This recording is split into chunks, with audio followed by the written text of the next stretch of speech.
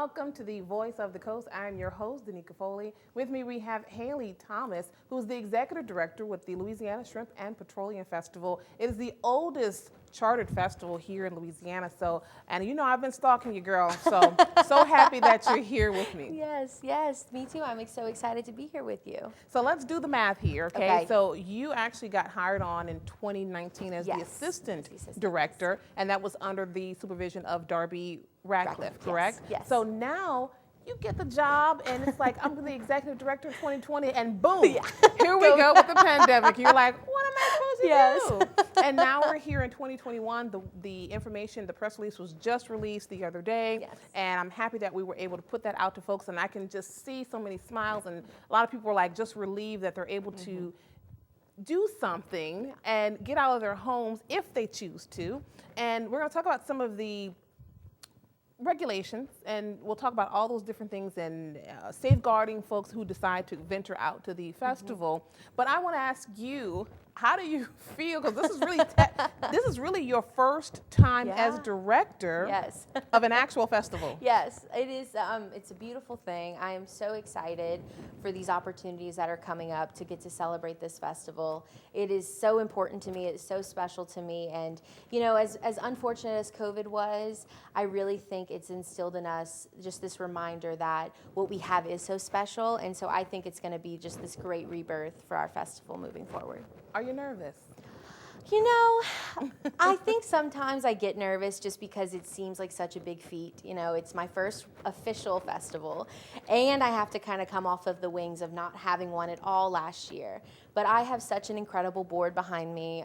My personal support system is such a beautiful thing. So anytime I get too nervous, I remember what's coming, and I'm like, I'm fine, I got this. Yes, and you're no stranger to this because you were actually crowned the queen of S&P about 7 years ago, if I can say that. Yes, I know. It kind of guts me a little bit. Yes, it was 7 years ago. Yeah, so you're kind of familiar with what goes on. Plus, being you were the assistant director, you kind of got your feet wet. So let's just say the good side of this is that you're not being thrown and thrusted into this right away. And I want to ask you now, who pulled the trigger on this? Who said, drop it, let's go?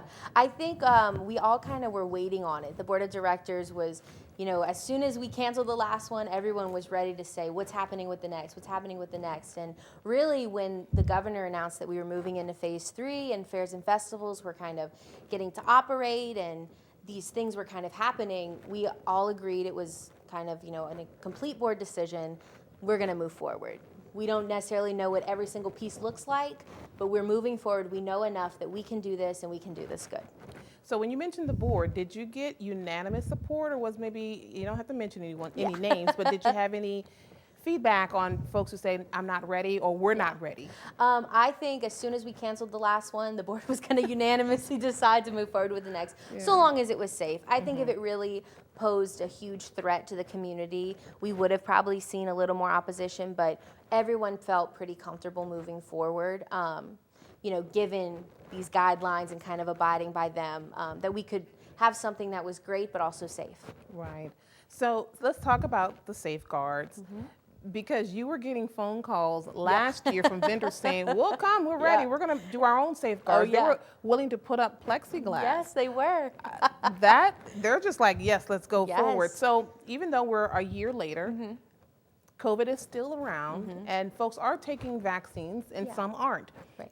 Do you believe that those safeguards, those plexiglass, are still required for, you know, for the safety of, you know, the festival goers as well as the vendors themselves? I think we're going to definitely utilize social distancing at this point, so skipping booth spaces and kind of, you know, providing that distance for them.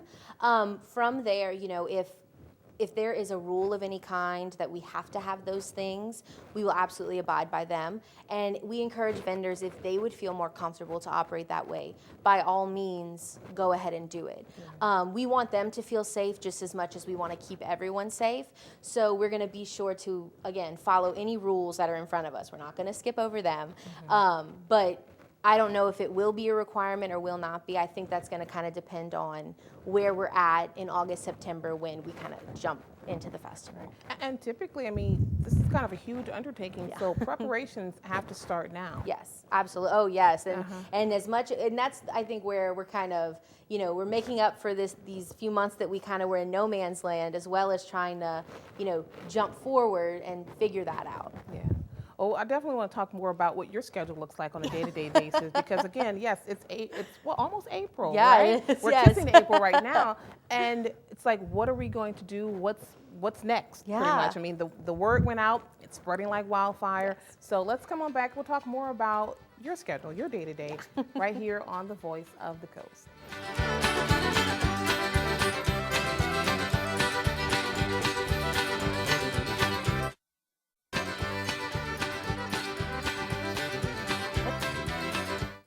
Welcome back to the Voice of the Coast. I'm your host, Danika Foley. With me, we have Hailee Thomas, who is the executive director of the Louisiana Shrimp and Petroleum Festival. It's the oldest chartered festival here in Louisiana, and it is coming back during the time that we all know, Labor Day weekend. Now, I got to ask you this, and I know you get asked this all the time. Why Labor Day weekend? Yeah. It always rains. Sorry, is that how people talk? Sorry. It is. That's pretty accurate. Right. So I definitely want to ask you, why not move it? Because I know that's a question folks ask all the time. I think, why Labor Day was chosen, I couldn't tell you 100%, but it is part of our tradition. And, I think that if we were to ever change it, people may like it because it'd be cooler, but we're every Labor Day weekend. You can't mess with history like that. You just can't. Right. Because it is indeed the kickoff of shrimp season. Exactly. Yeah. And I think ultimately that's why it was chosen, but it is just that one year you did it in October. No. Oh, it was awesome. I'm just saying. We hear that a lot as well. We do, but I don't see us moving anytime soon. Yeah. So all we can do is just, just bring your rain boots. Yes, exactly. I will tell you, one day, one of those nights, I had a great time. Me and my coworker, we were in the rain, just living it up. It's the best time. So, have you been busy? I mean, has your phone been ringing off the hook? I know I called you at least twice a day, and just in a matter of maybe 30 minutes. So, have you been busy? It's slowly been picking up, especially in this new year. I think once we turned into 2021, people were just immediately like, okay, what's happening? Let me know. Give me the details. And I'm like, we calm down. So it slowly is picking up, after we made the announcement and moving forward, for sure. Now, you started off as an assistant. Do you have an assistant? I do not currently have one. Things may change as we move along and open more up and have more opportunity. But right now, I'm a one-woman show with the board, of course. Yeah. Oh, that's going to be interesting. Yeah. So, of course, the question I think many people are asking, I'm just taking my lovely time asking it, getting to it, the lineup. Do you have the lineup finalized? We do not. Music is kind of one of those things that happens and really develops a little bit closer, just looking at budget and things like that. I do know this year, as a board, we've decided to kind of be conservative, to kind of look at local bands and really showcase that talent. And operate with a little bit of a smaller budget than before. But no lineup has been made just yet. Okay, now one thing I really love that you guys did, you looked to the public. You opened up kind of a poll or survey to ask for input from the public. Do you foresee that happening again? Absolutely. I mean, we are nothing without the people who come and support us. And so, although we can't honor every single suggestion people make as much as we love some of them, that feedback is so vital in us and us thriving and moving forward. So I think every single year you can expect, an opportunity to let us know what you thought of the festival. Now, you mentioned budget cuts. Are there, and especially, wanting to stay local, do you think, can you tell us if there have been any type of budget cuts that will affect anything else? Maybe the rides, the amusement rides? As of this time, there's no official budget cuts. I think more than budget cuts, it's kind of just being conservative. Maybe we don't do things that we've done in the past that sucked a ton of money. These things that maybe we were dumping too much money here, and we're also forced to be creative. Yeah. Okay, maybe we're not spending as much, but we're not going to take away that experience. And so to the public, it may not look like much has changed, but just from our perspective, we're just trying to do what's best. for us. You also open up for volunteers. Let's put that information up again because I know typically you have volunteers and it's going to be Labor Day weekend. A lot of folks are off from work. Yes. Are you welcoming volunteers and how does one become a volunteer? Volunteer opportunities kind of just vary on what needs volunteers.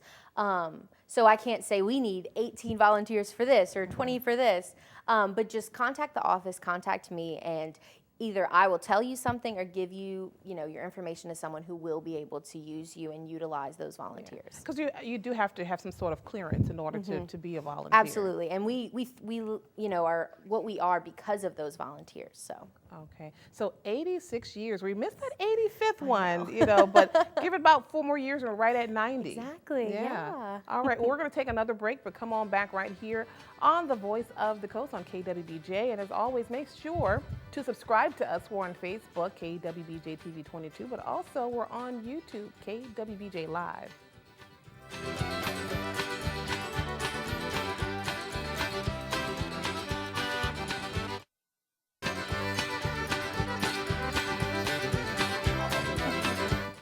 Welcome back to the Voice of the Coast. I'm your host, Danika Foley. Again, we're here with Hailee Thomas, who is the Executive Director with the S&P Festival.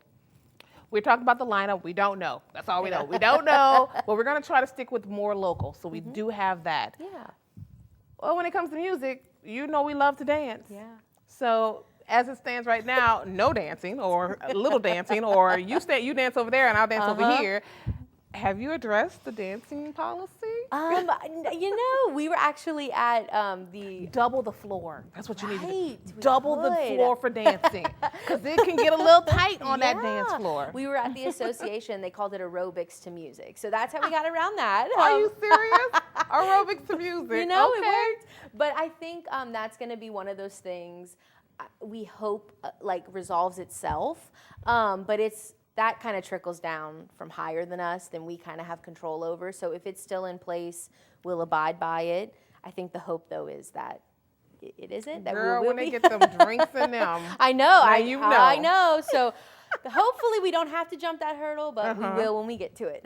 All right. And of course, if you're dancing, you're going to be running, because we also have the Marcus Jones 5K run race that happens every year. Right. Run walk. Yes. Have you talked about that? Is that something that has been finalized yet? Or? It has not been finalized. There's a lot of similar, items, if you will, on our agenda of these, if you would like to call them smaller elements, but just as important, they need as much attention.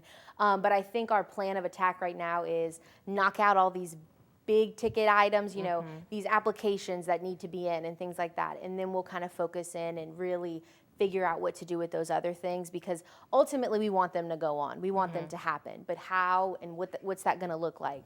We don't know. And speaking of some of the more smaller ticket items, you do have the Artists Guild. Yes. They welcome the public to come in and look at the artwork that their children as well as adults submit during that time period.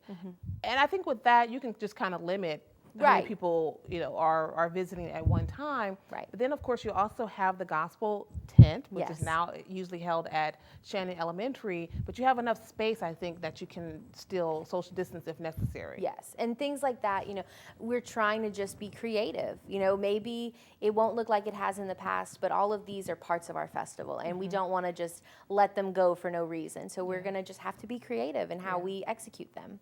Now, you were the S&P Queen, as we mentioned a couple of years ago, and I know the young ladies are chomping at the bit. They're like, I'm getting older, and there are requirements. We'll talk about the requirements, but for the coronation as well as the ball, what are some of the recommendations for that, and are you moving forward? We actually did release maid applications today, so we are moving forward with a new court, a new king, a new queen.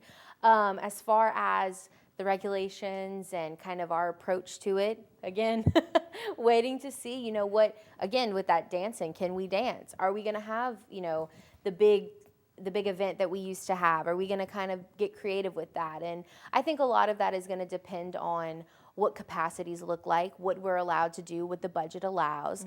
But I know that we are not going to gyp anyone of that experience. We're going to make sure that no matter what happens, that these girls are celebrated, this court is celebrated, and they're reminded that they are royalty to us. I'm just going to say this, and you probably don't want me saying this, but because we were not able to celebrate S&P last year, you're probably going to get a record number of young women who are flooding your office to be on coronation. I think, and a lot of that I think is going to be the fact that it's two groups of girls. Normally we see this, it's the girls who graduated 2 years ago, but now it's kind of two groups. So, and I'm very hopeful for that. We love to see young women participate in that. It's a beautiful thing. And while we have a little time, can you kind of go through the qualifications? Sure. So you have to be from the Tri-City area. There are boundaries officially in the application. You have to have graduated from an area high school, and then be in your second year of college or a trade school. Okay. Yes. All right. There you have it. Hopefully this will help kind of lessen a lot of the phone calls you're going to get bombarded with in the next couple of weeks. So, of course, make sure to join us every day, 6:30 to 9 o'clock, and also the following morning at 8 a.m. But also subscribe to us on YouTube. We are KWBJ live on YouTube, and on Facebook, KWBJ TV 22. Come on back. We've got one more segment left.